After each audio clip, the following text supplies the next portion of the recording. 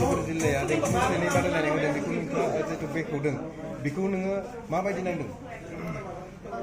गिबियावनो आङो उदालगुरि जिल्ला दुलाराय बर' फरायसा आफादखौ गोसो गोरबोनिफ्राय रोजा रोजा साबायखर बावो जे बिथांमोना आंखौ बेसांखिनि सन्मानखौ होदों जे बिसोरनि जिथु देंखोमु 1, 2, 3 बादायनाय हाबाफारिखौ बेखेवनो थाखाय आंखौ हांख्रायदों। रोजा रोजा साबायखर बावदों आं गिबियावनो आरो आं बिराद मोजां मोनदों जे बेफोरबायदि हाबाफारिखौ जोंनि गेजेराव लादों। जोंनि बर' हारिया जोबोर कालचार लाइनाव जौगालांगोन आरो जों नुदोंबो जोंनि गेजेरावनो सासे बिराद मोजां सिंगार दङ नितामनि गासैबो सिनायखायो नोंथांमोनाबो बिथाङाबो बे हाबाफारिनि गेजेरजोंनो जौगालांनो हादों गासैजोंबो सिनायजानो हादों। माखासे ओरैबायदि टेलेन्ट दङ जोंनि बर'फोरनि गेजेराव जे बिथांमोना अपरचुनिटि मोनो नाथाय बे जोंनि जा उदालगुरि जिल्ला दुलाराय बर' फरायसा आफादा बे अपरचुनिटिखौ होदों। बेखायनो नोंथांमोनाबो जुदि बेफोरबायदि बादायनाय हाबाफारि मोनोबा आरो गोसो गुदुंब्ला आरो टेलेन्ट दङब्ला नलेज दङब्ला नोंथांमोनाबो बाहागो लानो हागोन आरो आसा खालामो नोंथांमोना बाहागो लागोन फरायनायजों लोगोसे बेखौबो लांफालांनो हागोन होननानै आं आसा खालामो। जिहेतु नोंथाङा दायो बर' फिल्मनि सासे एक्ट्रेस आरो आथिखालाव नोंथाङा जेनेबा मा फिल्म बानायनो सानगासिनो दं? दाथ' आं एक्सुवेलि आंनि फिजिकेल फिटनेसआव एसे आं फकास खालामदों। दा आं जेबो एग्रिमेन्ट लाथ'वाखै। नेक्स्ट एक्सुवेलि जोंनि बर' मुभि शुटिं खालामनायाथ' नोंथांमोना मिथिखायो मोनसे सिजन थायो रिलिजनिबो मोनसे सिजन थायो। दाथ' शुटिंनि दा जाथ'वाखै नेक्स्ट इयार माने दाथ' जाबाय आरो आं बावदों नोंथांमोनखौ गोदान बोसोरनि हामलायनाय बावदों। जिहेतु नोङो सासे एक्ट्रेस आरो निउ जेनेरेसन बेखौ नोङो माबायदि फिल्माव थांनो थाखाय माबायदि फरायनो लुबैदों निउ जेनेरेसन? जोंनि जा मुभि लाइनाव फारसेनिफ्राय माने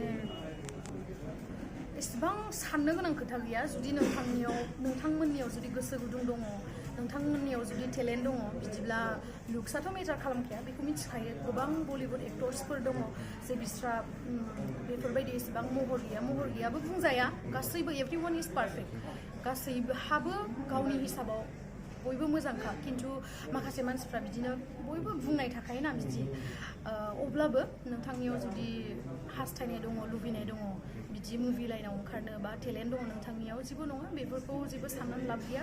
आरो गोबां बलिउड एक्टर्स गोबां दङ साक्सेसफुल जानाय जे बिस्रा बेफोरबायदि लुक्स गैयाबाबो बिसोरो बिराद साक्सेस जानो हादों। स' नोंथांमोनाबो बिदि सेल्फ कनफिडेन्टखौ ल' खालामनो नाङा आरो। जोबनायाव जिहेतु नोङो सासे इउटिउबारबो बे इउटिउबाराव सोरबाबा मोजां कमेन्ट होयो सोरबाबा गाज्रि माखासे खोनासंथावै कमेन्ट होयो बेखौ लानानै नों मा बुंनो? बेखौ लानानैथ' आं गोबां गाज्रि कमेन्टबो मोनो आरो बयबो इउटिउबारा मोनखायो जानो हागौ आंल' नङा गोबां। आंथ' बिराद फिसा इउटिउबार आंथ' मैया दाख्लैनि आंनाव माने बिदि इउटिउब चेनेल खेवनो थाखाय आंहा बिदि गोसोबो गैयामोन खिन्थु आं माने आं बिराद माने ससियेल मिडियायाव बिराद एक्टिभ मिथियो जायफ्रा आंखौ फल' खालामो जायफ्रा आंजों टाचाव थायो। बेखायनो आं सानबाय आंनि जा माने आं हेपिनेस आंनि जा दुखु सुखु गासैखौबो शेयार खालामनो थाखाय आं खेवबाय।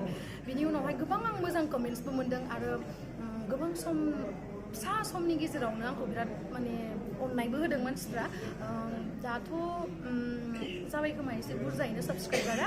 थेंक इउ स' माच आंनि साबस्क्राइबारफोरा जुदि आंखौ नायदोंबा। आरो जाय बिथांमोना इउटिउब चेनेल खेवनो थाखाय माने गोसोआव सानदों बा टेलेन्ट दङ बिथांमोनखौ आं खेवनो थाखाय माने खावलायो। आरो एनि प्रब्लेम बा माबा मोनसे साजेसन नांगौ जाखिनि आं हायो आंथ' गासिखौबो रोंजोबो माजोबो बेखौ सानाखै आङो खिन्थु जा एसे आं रोङो आंनि जा इउटिउब चेनेलाव जा भिडिअ होयो आं गावनो शुट खालामो गावनो एडिटबो खालामो। ओमफ्राय जा एसे रोङो नोंथांमोना आंखौ सोंहरनोबो हागोन मेल खालामनो हागोन आं बेसेबांखिनिखौ हेल्प खालामनो हागोन।